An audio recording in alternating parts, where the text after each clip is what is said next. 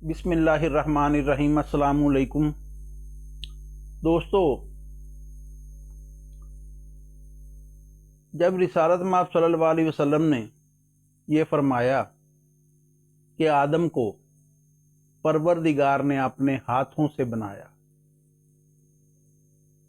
और कुरान कह रहा है कि हमने इसमें अपनी रूह फूंकी, अपने हाथों से बनाया, अपनी तख्लीक हुई मट्टी से 4 अनासर मुरतब कर दिए, आग, पानी, मट्टी, हवा, और उसके मुतहर्रक होने के लिए अपनी रूह फूंक दी। कोई बता सकता है इंसान के अब आज के इंसान में उसका अपना क्या है?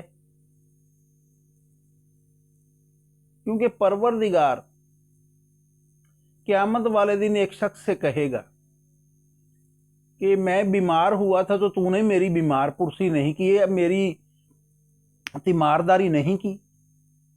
वो अर्ज करेगा, या अल्लाह, तू तो इन मसाइल से पाक है, फिर मैं कैसे तेरी तीमारदारी करता?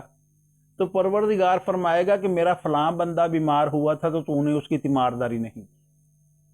फिर परवरदिगार फरमाएगा कि फलां दिन तूने, मुझे भूख लगी थी, तूने मुझे खाना नहीं खिलाया, मैं भूखा था।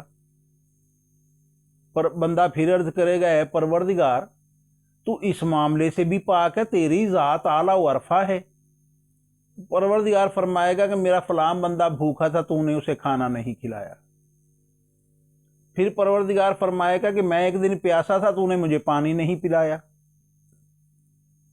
तो बंदा फिर अर्ज करेगा, ए परवरदिगार, इन तमाम बातों से तेरी ज़ात बुलंद है, पाक है।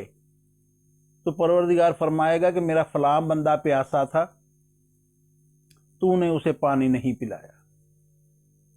जैसे आप ये समझ ली कि परवरदिगार फरमाता है कि जिसने बंदे का शुक्रिया अदा नहीं किया उसने रब का नहीं किया। इस तरह पैविस्त है अल्लाह और बंदे का राज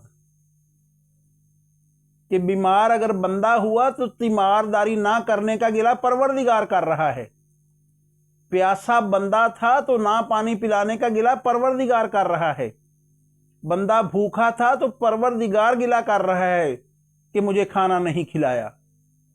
गौर व फिक्र सबसे बड़ी इबादत है। तजस्सुस कीजिए ताकि मार्फत परवरदिगार हासिल हो। सलामत रहें। जज़ाकल्लाह खैरा।